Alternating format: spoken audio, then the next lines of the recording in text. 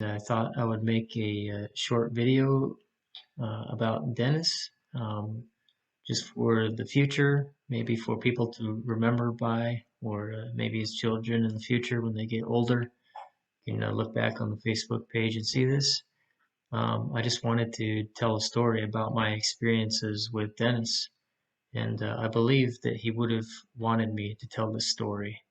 So it starts about 3 years ago, and I met Dennis at a volunteer Japanese class in a town kind of close to where I live, Takayama Danchi.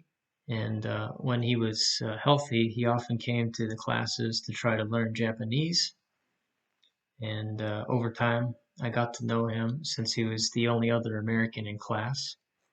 And in the other class in Higashikurume, he was one of the few Americans in class. And we are around the same age, so we had some things in common. I noticed that he had a lot of health issues as I got to know him more. We started to talk more, and I learned about his past growing up, learned about his family in America and here in Japan, and also learned a lot about his Navy life and the Navy in general that I didn't know about. And one time I asked him about his spirituality and what he thought about what happens after death. And I don't recall what his exact answer was, but I do recall that sometime later, a couple weeks or something, one day I was talking to him and he told me that he had a dream about a Bible verse in Second Thessalonians and wanted to know what it said and what it meant. Um, I don't recall what the exact verse was, but I do remember when I looked it up there with him that it was something about the end times. So it was kind of a timely verse about the spiritual needs. And so he was interested in the Bible and was asking me about it. So I gave him a copy of a Bible that I had, and I encouraged him to start reading it.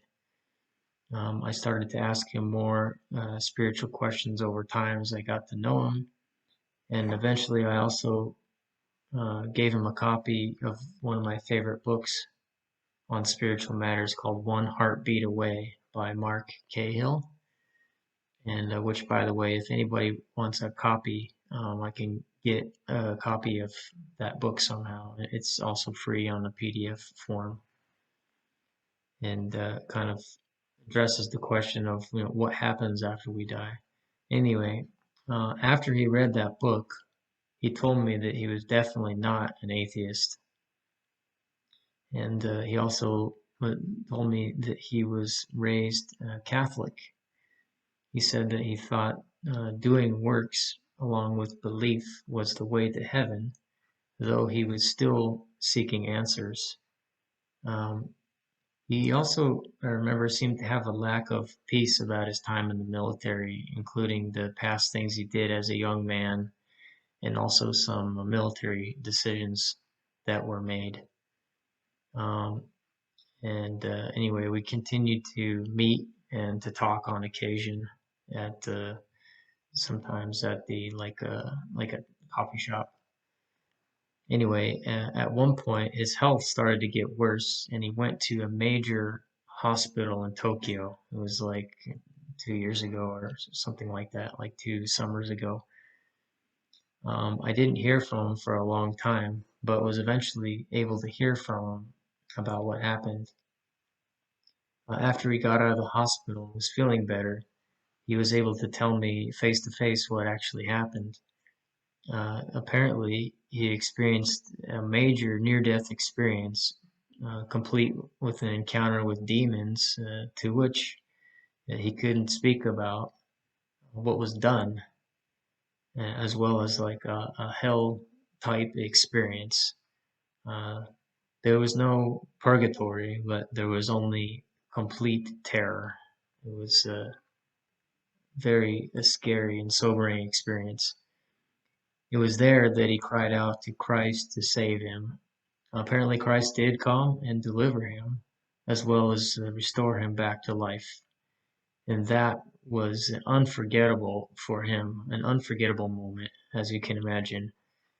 He told me clearly that he came to Christ for salvation, and that there was no way any good works could help him. There's nothing he could do to contribute to his salvation. And that was a major shift in his thinking from before that I had talked to him.